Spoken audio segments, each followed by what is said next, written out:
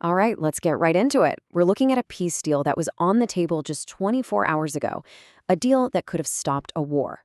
We're going to break down how it all fell apart and why the world is now staring down the barrel of a brand new conflict. And this is why it's so urgent. This morning, this is the message President Donald Trump put out. I mean, there's no ambiguity there.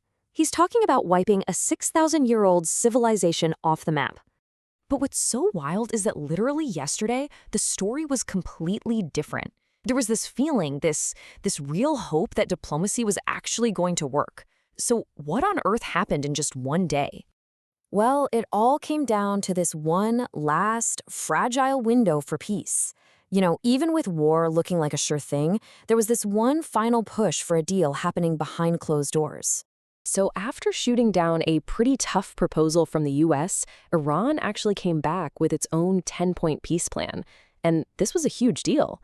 It was them signaling, hey, we get how serious this is, we're ready to talk. So, what was actually in this plan? The details here are absolutely crucial because they show just how close we came to a deal and, what was lost when it failed. Okay, so Iran laid out its main asks. First up, security. They wanted a rock-solid promise that the US and Israel wouldn't attack, plus a stop to Israeli strikes in Lebanon. Second, they needed economic breathing room, which meant lifting all sanctions. Now, in exchange for a permanent end to the fighting, they offered to reopen the Strait of Hormuz. But here's the catch. They wanted to charge a new transit fee, split it with Oman, and use that money to rebuild everything that's been destroyed. And this is the real kicker. To get this deal done, Iran took two of its biggest demands right off the table. They stopped asking for war reparations, and they dropped the demand for a full U.S. military withdrawal from the region. I mean, that was a game changer.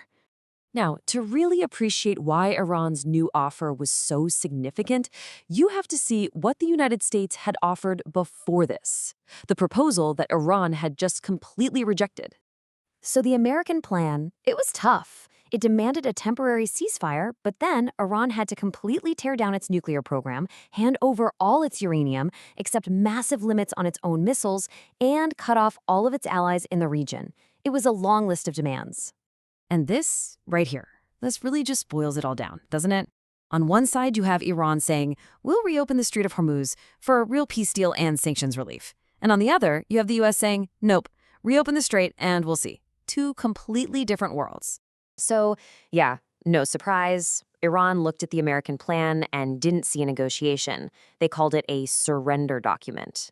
I mean, these are the kinds of terms you give to a country after you've already beaten them in a war, not to a country you're trying to make a deal with.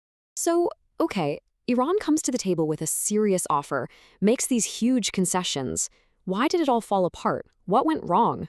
Well, the whole thing seems to have played out inside the White House, where there was this huge debate going on. On one side, you reportedly had guys like Vice President J.D. Vance and Jared Kushner who thought the deal was, and I'm quoting, surprisingly reasonable. They wanted diplomacy. But on the other side, you had really powerful voices, like Netanyahu and Senator Lindsey Graham, pushing hard for war. And in the end, it all came down to President Trump's final call.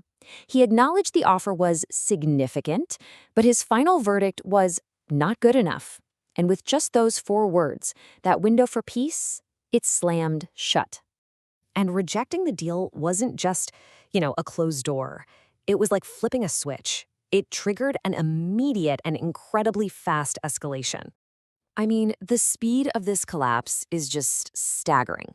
Look at this timeline. We went from a peace plan being on the table to a not good enough rejection to a threat of total annihilation and now to reports of actual military strikes hitting Iran. All of that in less than a single day. So why should you care about this wherever you're watching from? Because this isn't just happening over there. The failure of this deal is going to have some serious consequences for literally everyone. Let's start with your wallet. Analysts are now predicting oil prices could spike up to $200 a barrel.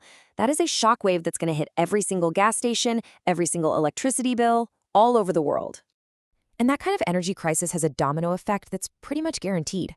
A deep, painful global recession. That means jobs, savings, entire economies could be in trouble for years. And it gets worse. The fallout goes way beyond just money. Europe could be looking at its worst energy crisis ever.